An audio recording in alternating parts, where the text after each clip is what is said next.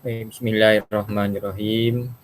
Assalamualaikum warahmatullahi taala wabarakatuh. Jadi selamat tengah hari, salam sejahtera. Di sini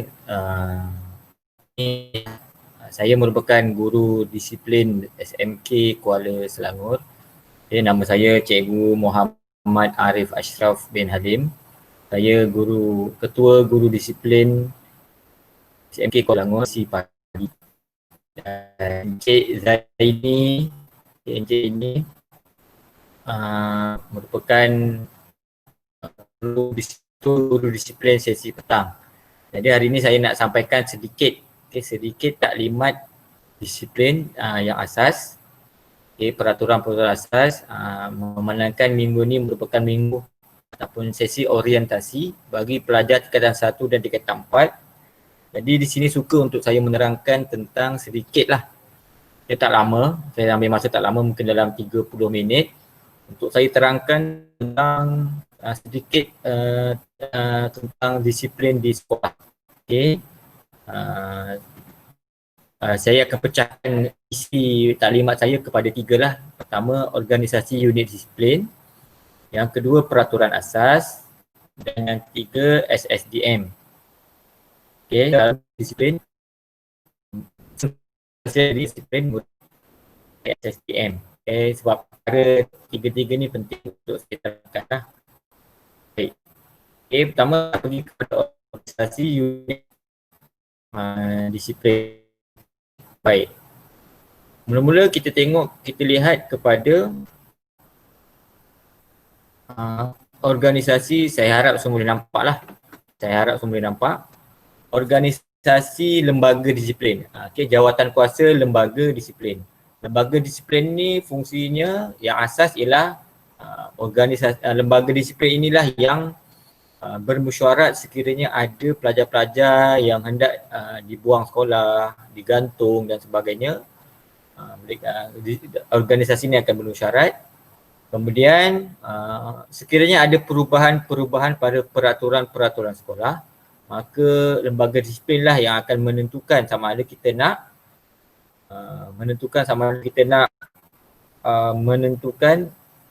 laksanakan peraturan-peraturan yang baru.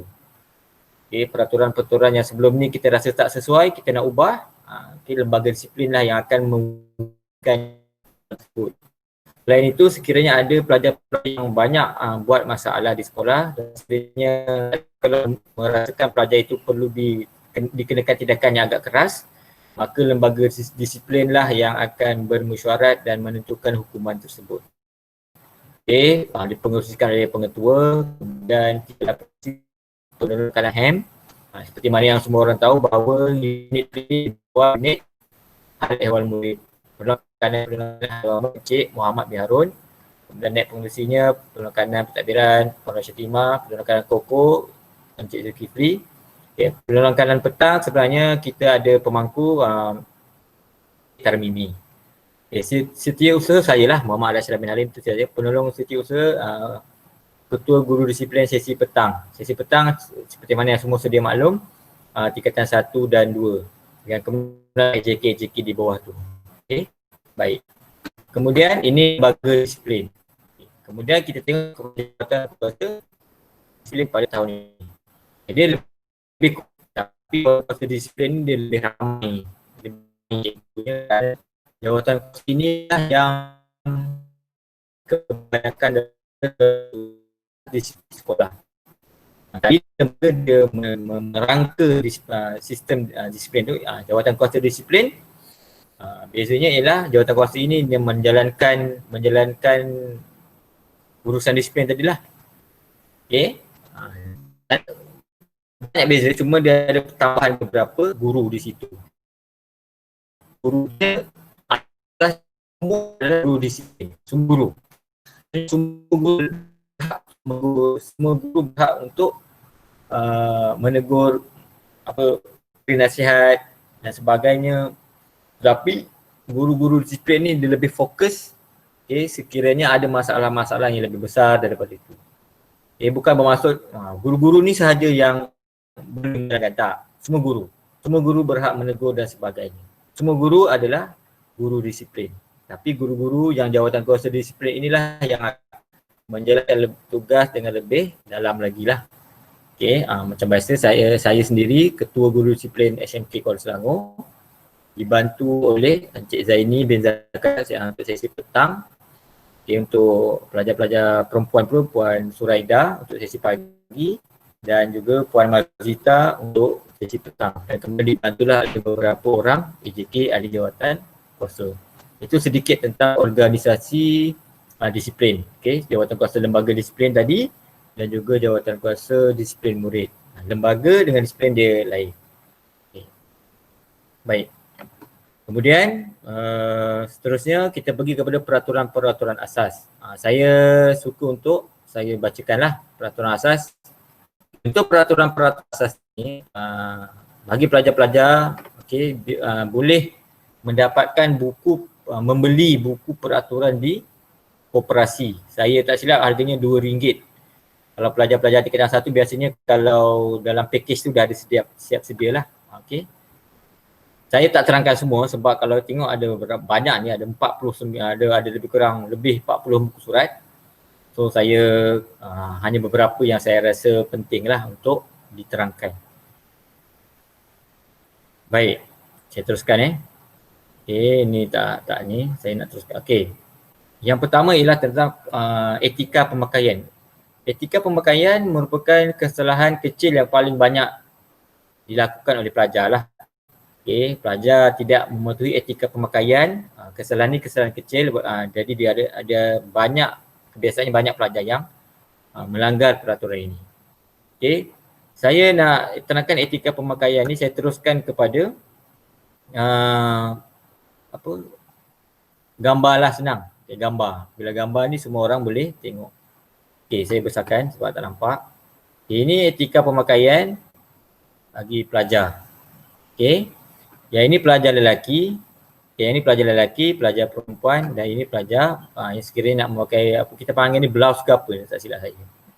Okay, asasnya ialah macam biasalah, seluar warna hijau, tali pinggang ni, seluar warna hijau, saya mula dari bawah lah. Mula kasut, mengikut kementerian dia boleh, sekarang dah boleh dua jenis warna. Hitam boleh, putih boleh. Sekiranya memilih untuk berkasut hitam, hendaklah berstokin hitam. Sekiranya hendak berkasut putih, hendaklah memakai stokin putih. Simple. Ikut warna stokin, ikut warna kasut. Simple. Cuma saya nak nasihatkan kepada para pelajar untuk membeli stokin yang lebih panjang. Janganlah stokin tu sampai takat-takat buku lali pendek. Lagi-lagi kalau yang pelajar perempuan Muslim, kalau terselak kain dah kira aurat. Belilah stokin yang lebih panjang. Okay. Dan stokin ni perlu satu warna lah. Jangan berbunga-bunga, corak-corak dan sebagainya. Baik, kemudian bagi pelajar, saya terang pelajar lelaki. Kemudian bagi pelajar lelaki memakai, ini yang normal memakai seluar hijau. Ini semua dah tahulah, seluar hijau. Dan macam mana dibeli daripada kedai, macam itulah dipakai. Kalau nak dipendekkan, boleh potong kat bawah tu tapi jangan dikecilkan. Macam orang panggil legging ke apa, saya tak pasti, dikecilkan. Yang itu dikecilkan kemudian dijahit supaya dia nampak kecil, nampak. Janganlah. Macam mana beli di kedai, macam tu dipakai. Kalau nak kecilkan bahagian kaki kan, supaya kalau terbeli seluar panjang sikit, kita pendekkan sikit. Tu je lah. Yang lain-lain tu harap tak dirubah. Kemudian tali pinggang. Tali pinggang kain. Tak nak tali pinggang kulit dan selain daripada kain. Untuk tali pinggang, untuk warnanya, kalau ikut sekolah tak kisah. Biasanya hitam ataupun hijau. Biasanya hijau. Murah je, saya ingat kat kedai murah je. Okay. Dan kepala tali pinggang tu janganlah kepala yang pelbagai. Seperti mana beli di kedai biasa kan? Okay. Macam itulah. Janganlah kepala harimau, kepala ular, tulisan-tulisan yang tak baik dan sebagainya. Baik, kemudian bagi pelajar lelaki, dia hendaklah bertali leher kuning. Alhamdulillah setakat ni kita punya pelajar memang bertali leher. Okay, kalau yang tak bertali leher tu dia rasa segan. Kan? Okay, kemudian bagi pelajar, okay, dia kena ada tanda nama dan juga rencana. Okay, sebenarnya kementerian dia tak tetapkan di mana kedudukan rencana dan tanda nama, tak tetap. Okay, tapi bagi pihak sekolah, tanda nama ni di atas poket. Okay, kita punya poket, bahagian atas poket, rencana di atas poket. Namun, seperti mana saya terangkan, pihak kementerian KPM dia tak tetapkan. Tapi kat mana nak letak. Ada orang kata rencana kalau letak dekat poket, lagi sesuai, lagi cantik. Tak kisah. Okay, tak kisah. Nanti jangan, alamak cikgu saya dah rencana dah ada kat poket. Takkan nak letak atas poket, nak kena buka. Buruk lah, tak apa. Kekalkan. Yang penting kedua-dua item tu adalah rencana dan juga tanda nama. Tanda nama kebiasaannya koperasi sekolah dia ada buat tempahan. Okay. Baik, kemudian berbaju putih.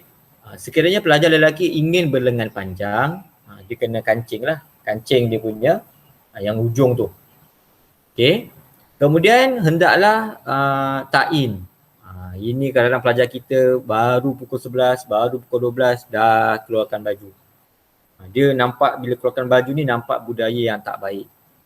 Kemudian bagi pelajar lelaki dilarang untuk membela janggut, misai, jambang dan sebagainya, kena cukur lah. Lebih-lebih lagi bagi pelajar-pelajar yang hormonnya agak tinggi, pelajar-pelajar tingkatan 4 dan 5, kadang-kadang hari ni cukur, esok dah tumbuh bulu-bulu, jadi kena ni lah. Kemudian rambut tu hendaklah selesa dipandang dan tidak berfashion. Ni saya kena terangkan, kadang-kadang rambut-rambut pelajar-pelajar ni dia pendek tapi dia ada fashion. Saya tunjukkan beberapa gambar lah, contoh-contoh yang berfashion. Beberapa gambar contoh yang berfashion. Saya ada gambar dia. Okey. Ini contoh lah. Ini contoh, dia korek, kita panggil korek tepi. Okey, korek tepi. Yang ni nak kan, ni yang saya cakap tadi dia pendek. Tapi dia potong tepi tu nipis atau tu biar panjang. Dia tak adalah panjang tapi dia berfashion. Kenapa tak, ataupun ada line. Tak tahu dalam gambar ni ada tak line. Beberapa contoh yang tak bagus lah. Korek tepi.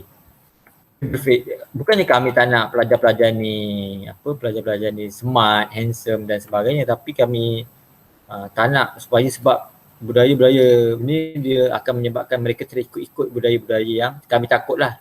Pihak sekolah takut terikut dengan budaya-budaya yang tak baik. Jadi bila kami tengok sekolah tu, pastikan rambut tu dia selesa dipandang lah. Selesa dipandang. Saya gunakan perkataan tu. Okay, dan jangan ada line ataupun lorikan. Okay. Itu secara umum bagi pelajar lelaki. Dan pelajar lelaki juga dilarang untuk memakai apa-apa rantai, gelang dan sebagainya. Paling-paling sekiranya pelajar India, saya faham pelajar India biasanya dia ada oleh kerana upacara sembahyang dia kena memakai gelang, bukan gelang, dia kena pakai benang di tangan. Itu tak kisahlah. Okay. Biasanya kalau pelajar-pelajar India, saya pihak disiplin akan merujuk kepada guru-guru India. Okay. Seperti mana yang saya tahu setakat ini, hanya benang itulah yang dibenarkan sekiranya sembahyang. Okay. Gelang, rantai kaki, rantai tangan dan sebagainya tak adalah. Paling-paling pakai jam je lah. Okay. Itu sahaja yang dibenarkan. Okay. Okay. Itu pelajar lelaki. Pelajar perempuan, ni pun dah sedia maklum. Okay, pemakaian, pakai yang biru, ni semua dah maklum lah, biasa nampak. Okay, rencana, tanda nama. Bagi pelajar-pelajar yang non-muslim, macam ni lah kalau sekiranya nak pakai blouse, okay, dan sebagainya. Okay, pakai tali leher, okay, ni pelajar non-muslim. Dan blouse ni pastikan labuh di bawah lutut. Okay. Okay, bagi ini yang di bawah ni merupakan pakaian PJ. Okay, pakaian PJ. Kasut sukan, seluar track ni pula mestilah track berwarna hitam atau biru gelap. Dua je kami sekolah benarkan. Tak naklah ada yang pakai track warna oren, track warna merah, track warna biru, track warna hijau, macam-macam. Terus pihak sekolah tetapkan, kalau lain tak lain apa, jangan ada tulisan-tulisan yang besar-besar dekat seluar tu kan. Okay, dia kalau boleh plain je lah. Kalau ada pun shop Adidas ke, ada line-line ke dan sebagainya, tak sangat lalu banyak perkataan pada seluar track tersebut. Seluar track ni mesti dah hitam ataupun biru gelap. Saya nasihatkan kepada pelajar-pelajar perempuan untuk membeli seluar yang lelaki dan perempuan untuk membeli seluar track yang lebih besar. Okay, tak naklah nanti bagi seorang perempuan memakai seluar track kecil sangat dia punya tu. Okay, bukan apa kita tak senonoh, tak sesuai, tak sopan orang kata. Okay, kemudian memakai baju kuning, boleh beli di koperasi. Bagi pelajar tingkatan 1 nanti kalau dah boleh bersemuka, tak ada pakaian ni, boleh pakai baju sekolah rendah dulu. Baju co-curriculum sekolah rendah boleh. Ketika waktu PJ sahaja, waktu yang ada pendidikan jasmani. Cikgu, saya tak beli lagi baju kuning. Pihak koperasi tak ada stok. Boleh pakai sekolah rendah buat sementara waktu. Okay. Okay, kemudian bagi pelajar perempuan, ni kelainan sekolah Kusel ni, tudung PJ bagi pelajar perempuan ialah berwarna kelabu. Bukannya putih. Putih tak boleh lah. Okay, putih hanya untuk pakaian rasmi yang baju putih kurung tu. Tapi untuk PJ kita selaraskan hendaklah tudung berwarna kelabu. Macam inilah macam tertera di gambar tersebut. Ini contoh pakaian. Okay. Dan kemudian kita adalah ni saya nak terangkan terlalu dalam ni. Ni. Pakaian koko. Biasanya pakaian co-curriculum ni kita pakai pada hari Rabu. Okay. Kalau nak lebih detail nanti apabila sekolah dibenarkan untuk bersemuka, nanti bolehlah tanya-tanya guru-guru unit uniform. Dan gambar-gambar yang saya tunjuk ni pun ada digantung di sekolah. Macam mana pakaian KRS, pengakap, Kadet Bomber, Puteri Islam, Kaspa. Okay, macam mana gambar-gambar ni lah. Ada digantung. Saya ambil ni pun tadi saya tangkap gambar ni yang tergantung di sekolah. Okay. Pelajar lelaki, okay, walau apa pun yang dipakai hendaklah ta'in. Kecuali yang macam ni lah, yang Kadet Bomber ni. Pakaian lengkap. Ni tak payahlah ta'in. Okay, macam okay. Biasanya pelajar lelaki saya ni apa pun pakaian yang dipakai oleh pelajar lelaki perlu ta'in. Pakaian PJ, pakaian koko, pakaian sekolah, semua kena ta'in. Pelajar lelaki sentiasa. Kalau dekat luar sekolah tak kisahlah, tapi dalam kita tetapkan macam tu. Kita nak budayakan disiplin macam tu. Pelajar lelaki, pelajar perempuan tak payahlah. Okay. Buruk sangat kalau tengok. Okay, itu yang tentang pakaian. Okay, etika pemakaian. Okay. Saya nak terangkan ringkas ya. Dan kemudian pada hari Jumaat, kita galakkanlah untuk pelajar-pelajar Islam untuk memakai pakaian baju Melayu. Baju Melayu macam sekolah-sekolah lain, samping warna biru, songkok. Ni trend kadang-kadang pelajar-pelajar ni pakai dah baju Melayu, pakai dah samping semua, songkok pula tak ada. Kalau nak pakai lengkap lah dengan songkok sekali. Okay. Dan kemudian kalau dilantik sebagai pengawas, dia ada, saya tak nak terangkan lah, pengawas dia ada pakaian lain. Okay. Okay, baik. Okay, ni saya tak nak terangkan. Saya dah terangkan semua aktiviti koko. Ini tambahan. Okay, perempuan. Nanti boleh baca lah, kalau pelajar-pelajar tingkatan 1 boleh baca lah dalam buku disiplin. Okay, dia boleh beli di koperasi. Kecil je buku dia. Saya RM2 harga dia. Okay, boleh baca dalam tu. Macam mana pakaian. Okay, itu waktu persekolahan. Pelajar digalakkan. Walaupun sekolah kita, kalau sesi pagi pada 7.30, sebab 7.30 tu dah mula pengajaran sebenarnya. So, datanglah lebih awal. Okay, dan kebiasaannya, memang hari-hari kita ada perhimpunan. Ini saya cerita ni kalau boleh bersemuka, kalau sekolah, semua pelajar boleh datang. Okay, sekarang ni kan tak boleh datang. Okay, sini saya cerita boleh datang. Okay, kalau boleh lagi awal lagi bagus. 7 suku dah datang. Sebab ada perhimpunan yang mana cikgu-cikgu akan menyampaikan pelbagai maklumat pada perhimpunan setiap hari. Kecuali hari Isnin kita panggil perhimpunan rasmi, dia lebih kurang 30 minit. Lebih lama. Hari-hari lain kita ada perhimpunan, Selasa, Khamis, Selasa, Rabu, Khamis, Jumaat kita ada perhimpunan. Baik. Secara umumnya pelajar pagi dia akan balik 1:05. Okey, dan pelajar petang akan masuk pada 1 petang dan balik pada 6:45 petang. Peraturan ni tak berubah lagi lah. Cuma saya nasihatkan datang lebih awal. 15 minit ataupun 20 minit awal. Datang awal bagus. Kita tak tergesa-gesa. Kalau datang lewat pun ini kira kesalahan kecil. Bukannya kalau datang lewat tu kami tak benarkan masuk, boleh. Tapi itu dah kira sebagai satu kesalahan. Sekiranya terlewat atas sebab tertentu, motor rosak, tayar pancit, mak atau ayah kena hantar adik-beradik yang lain dulu, kita pertimbangkan, kita tak terima sebagai kesalahan lah. Yang naik bas, sebab bas tu kita tak boleh kawal kan, bas awam. Dan kehadiran ke sekolah wajib, mesti datang. Kalau tak datang, kena tunjukkan surat. Tunjukkan surat kenapa tak datang, diberi pada guru kelas. Baik. Dan kalau tak datang akan ada surat amaran. Amaran pertama kalau tak datang 10 hari.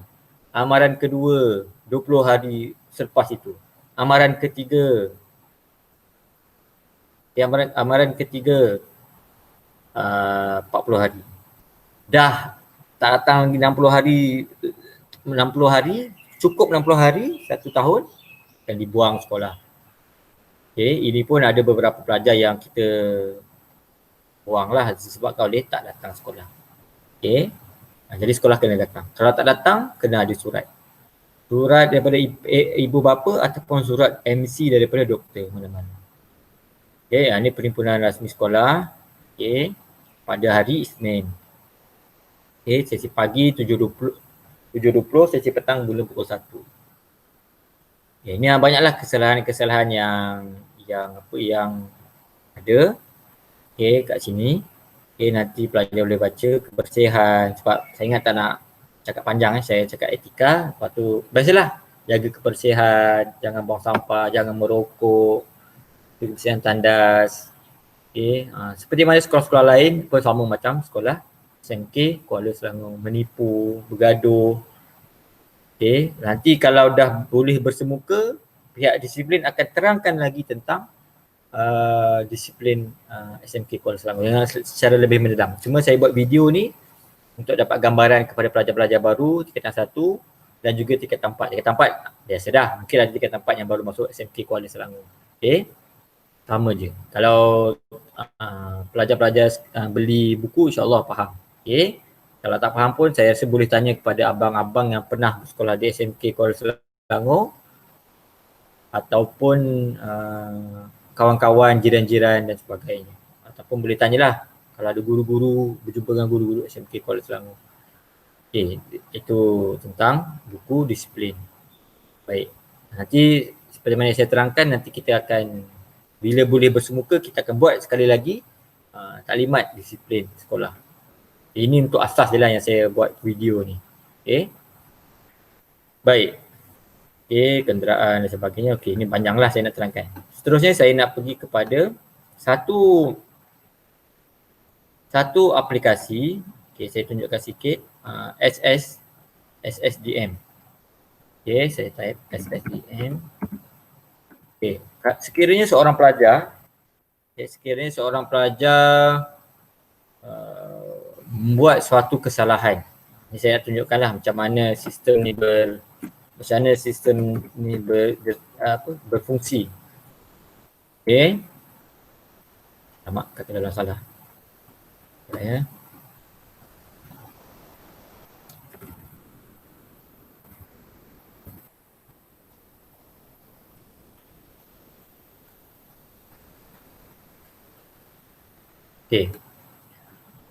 Setiap guru, dia boleh mengakses sistem ni. Sistem ni setiap guru boleh diakses. Kalau kita tengok, sel ni baik betul, semua tak ada kes, kosong semua. Yalah awal tahun kan, pihak admin SSDM ni dah clearkan semua. Sekiranya seorang pelajar melakukan kesalahan, mana-mana guru, setiap guru di SMK Kuala Selangor boleh mengisi sistem ni. Okay, sistem SSDM ni. Okay, dia akan pergi kepada carian murid. Okay, dia akan pergi kepada carian murid. Dia letak je lah, dia namanya Nabil. Minta maaf lah kepada Nabil. Okay, Nabil. Dia akan keluar semua nama Nabil kat sini lah. Okay, saya letak satu. Okay, saya letak satu. Okay, ni ada Nabil. Okay, depan ni dia boleh tambah kes. Okay, tambah kes. Okay, ni 1/7 ni. Okay. Dia boleh lah mana-mana kelakuan. Okay, mana-mana ni yang dia nak.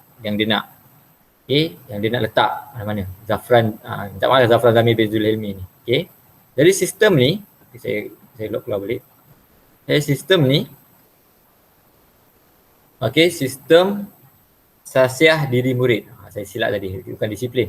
Sistem sasiah diri murid ni boleh diakses oleh semua guru. So sekiranya guru tu merasakan pelajar itu seseorang pelajar itu membuat satu kesalahan, membuli, bergaduh dan sebagainya, dia boleh masuk ke dalam ni dan kemudian tindakan daripada saya lah ataupun Cikgu Zaini sebagai ketua guru disiplin untuk memberikan hukuman yang sesuai. Okay, memberikan hukuman sesuai sama ada rotan ataupun membuat kerja-kerja amal ataupun kalau memecahkan tu denda mengganti dan sebagainya. Okay, sistem SS kita panggil sebagai SSDM. Okay. Ni pelaksanaan SSDM. Ni SSDM. Okay. Sistem ni lah. SSDM. Sekejap saya tunjukkan sikit. Nama juga penerangan. Sebenarnya banyak lagi saya nak terangkan. Itulah saya cakap banyak. Ni saya dapat lah sistem sasiah diri murid ni. Okay. Inilah satu-satunya sistem yang dipersetujui, bukan, yang disahkan oleh Kementerian Pendidikan Malaysia. Okay. Sistem untuk merekod salah laku pelajar. Okay. Okay. Ni. Okay.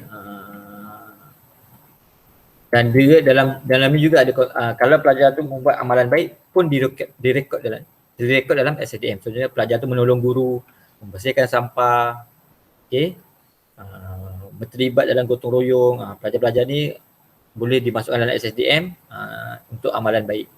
Itu pembaharuan yang dibuat oleh Kementerian Pendidikan Malaysia. Ini beberapa salah laku disiplin yang berlaku yang boleh direkodkan dalam disiplin. Jenayah, buli, merokok, lucah, ponteng ni pula ponteng kelas ke ponteng sekolah, vandalism, biadab, tidak amanah, kenakalan politik. Politik ni dia kes-kes khas, ni jarang berlaku lah. Tidak pentingkan masa, kekemasan diri. Kekemasan diri dengan tidak penting masa, dua ni yang paling banyak lah. Tidak penting masa ni biasanya datang lambat ke sekolah. Kekemasan diri tadi itulah yang saya cakap, kadang-kadang pelajar lelaki ni tak masukkan baju dalam seluar dan sebagainya.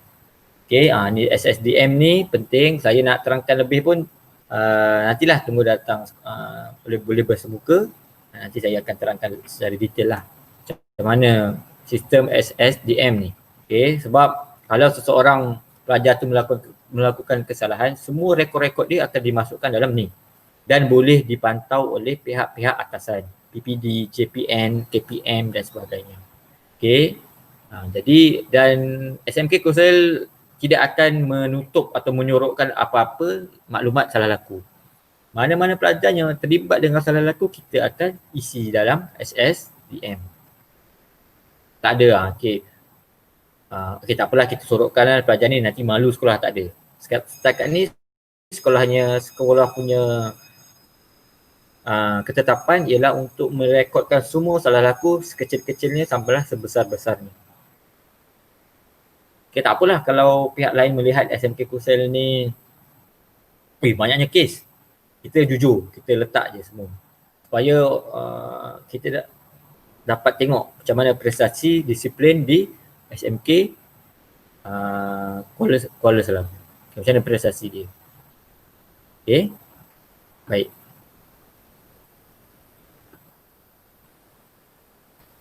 Okay, saya ingat sampai situ saja taklimat disiplin saya pada hari ini. Saya ingat dah lebih daripada 30 minit saya bercakap. Walaupun banyak lagi saya nak bercakap. Tapi ini sebagai permulaan. Sebenarnya kalau ikut takvim sekolah hari ini saya kena menyampaikan orientasi, salah satu aktiviti orientasi sekolah untuk tingkatan 1 dan tingkatan 4 ialah ceramah disiplin. Jadi saya ikutlah takvim tu. Jadi saya buat video ni. Saya harap nanti bila boleh bersemuka, saya boleh bersemuka dengan pelajar-pelajar tingkatan 1 dan tingkatan 4 untuk saya sampaikan ataupun Cikgu Zaini sampaikan maklumat tentang disiplin dengan lebih dalam. Cuma biasanya orang kata ketua guru disiplin ni ditakuti kan, takutnya. Saya berperangan ialah saya setakat ni sekiranya pelajar yang buat kesalahan, kita cuba berlaku adil dan hukum dengan adil. Maksudnya kita tak adalah pilih mengikut siapa-siapa orang ni, anak siapa dan sebagainya, kita cuba adil. Okey. Dan setakat ni tak adalah masalah yang besar tentang disiplin di SMK Kuala Selangor. Setakat ni terkawal. Okey, tak ada masalah yang terlalu besar. Okey. Hal-hal disiplin tu ada, memang ada. Mana-mana sekolah pun, walaupun sekolah tu sekolah yang elit, mesti ada masalah disiplin. Itulah kita nak bentuk. Pihak sekolah memang hendak bukan menjadikan disiplin ni hukuman. Kita nak supaya kita nak didikan. Jadi kita nak didikan kepada para pelajar. Sebab para pelajar ni masih kecil, masih 17 tahun. Kalau ikut akta, mereka ni masih lagi di bawah akta kanak-kanak. 17 tahun ke bawah masih di bawah akta kanak-kanak. Ada pelajar-pelajar yang masih tak matang. Masih terlibat dengan mengejek-ngejek orang dan sebagainya. Kita anggap tak matang. Inilah kita nak didik. Okay, kita nak didik. Okay, supaya bukannya disiplin nak menakut-nakutkan. Sebenarnya saya lebih suka untuk disiplin ni untuk kita mendidik supaya nanti bila besar mereka jadi, kita nak memanusiakan manusia. Supaya dia mungkin kita pun semua kita tahu bahawa mungkin masa sekolah menengah kadang-kadang dia nakal, dia terlibat dengan, tapi bila kesedaran tu muncul apabila mungkin 10 tahun selepas dia bersekolah, bila dia dah berkahwin dan sebagainya, dia terkenangkan zaman persekolahan, jadi dia pun berubah. Itu saya harapkan. Kami di unit disiplin tak mengharapkan bila terkena ni terus berubah. Hari ni buat kesalahan, kena hukuman, esok berubah. Tak.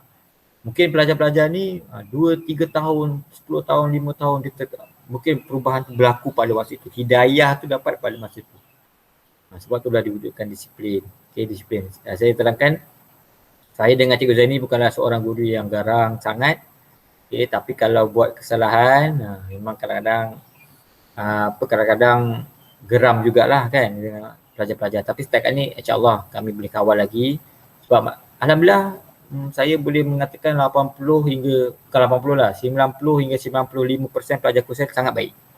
Sangat mematuhi peraturan. Cuma adalah beberapa pelajar-pelajar yang buat masalah di sekolah. Macam adik-beradik bagi pelajar. Tak semua adik-beradik itu kadang-kadang menjadi.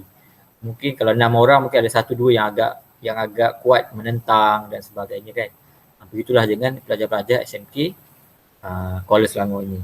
Okay, saya harap dengan taklimat disiplin yang sikit ni, sikitnya saya boleh je bagi panjang tapi bosan pula dekat sejam kan. Ini untuk sesi pengenalan. Okay, nanti bukan dah habis nanti dah boleh bersemuka, kita akan ada lagi. Okay. Bacalah buku disiplin tu, buku panduan peraturan disiplin sekolah tu, hadap baik-baik. Boleh tanya dengan kawan-kawan, abang-abang, kakak-kakak yang pernah bersekolah di SMK Kuala Selangor macam manakah peraturannya. InsyaAllah lebih kurang sama je dengan sekolah lain, tak ada banyak beza pun. Okay, setakat ni disiplin kita terkawal.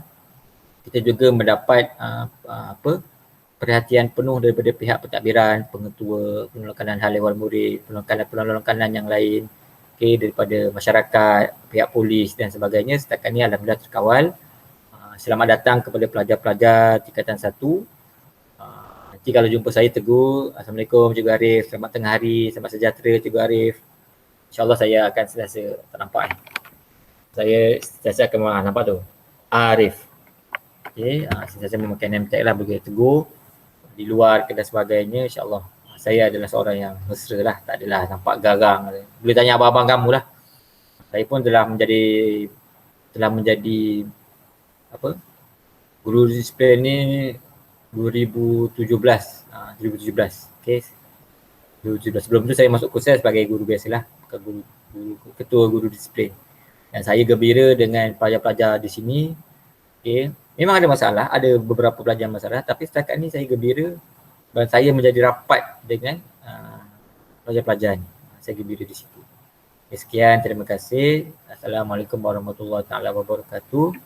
Dan kita jumpa lagi lah setelah boleh bersemuka nanti. Assalamualaikum dan selamat sejahtera. Terima kasih kerana mendengar.